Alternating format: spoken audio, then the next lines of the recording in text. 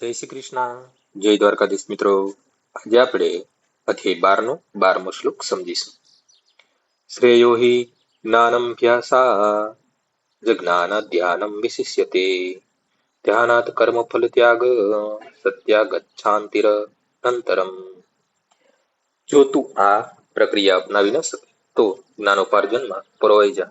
જો કે જ્ઞાન કરતા ધ્યાન શ્રેષ્ઠ છે અને ધ્યાનથી પણ કર્મફળનો ત્યાગ શ્રેષ્ઠ છે, કારણ કે આવા ત્યાગ દ્વારા મનુષ્ય મનની શાંતિ પામી શકે છે.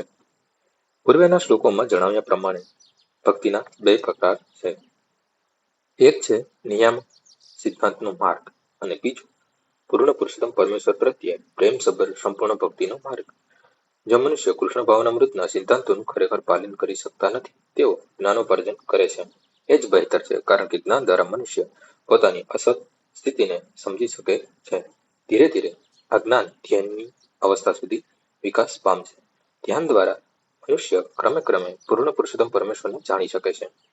અમુક પદ્ધતિઓ એવી પણ છે કે જે મનુષ્યને એવી સમજણ આપે છે કે તે પોતે જ સર્વોપરી છે, અને જો મનુષ્ય ભક્તિ કરવામાં અસમર્થ હોય તો આ પ્રકારનું ધ્યાન પણ શ્રેયસ્કર છે.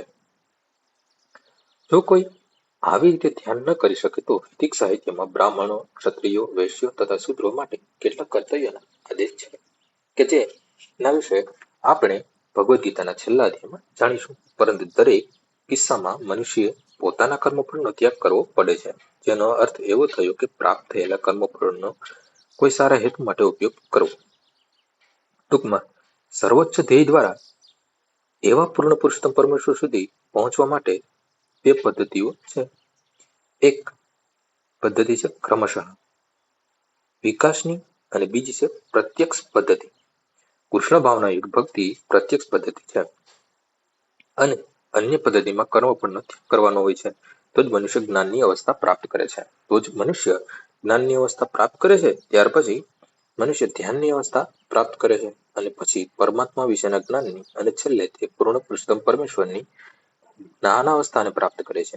મનુષ્ય તે માટે ધીમી ગતિએ ક્રમિક પદ્ધતિસર માર્ગ ગ્રહણ કરે અથવા પ્રત્યક્ષ પદ્ધતિ અપનાવી શકે. પ્રત્યક્ષ પદ્ધતિ બધા માટે શક્ય નથી, તેથી પરોક્ષ પદ્ધતિ પણ સારી છે, પરંતુ અહીં એ સમજી લેવું જોઈએ કે અર્જુન માટે પરોક્ષ પદ્ધતિની ભલામણ થઈ નથી, કારણ કે તે તો પહેલેથી જ પરમેશ્વરની પ્રેમ ભક્તિની અવસ્થામાં સ્થિત છે. તે તો એવા લોકો માટે છે કે જેઓ તે અવસ્થામાં સ્થિત નથી. તેમના માટેનો ત્યાગ જ્ઞાન, ધ્યાન તથા પરમાત્મા તેમજ બ્રહ્મ અનુભૂતિની ક્રમિક પદ્ધતિ જ અનુસરવા જેવી છે. પરંતુ જ્યાં ભગવદ્ ગીતાનો સંબંધ છે ત્યાં સુધી તો પ્રત્યક્ષ પદ્ધતિ ઉપર જ ભાર મૂકવામાં આવ્યો છે. મનુષ્ય માત્રને અનુરોધ કરવામાં આવ્યો છે કે તેણે પ્રત્યક્ષ પદ્ધતિની ગ્રહણ કરવી જોઈએ અને પૂર્ણ પુરુષોત્તમ પરમેશ્વર કૃષ્ણનું ચરણ લેવું જોઈએ. આજનો શ્લોક અહીં પૂર્ણ થાય છે. આવતીકાલે ફરીથી સવારે 6 વાગ્યે મળીશું.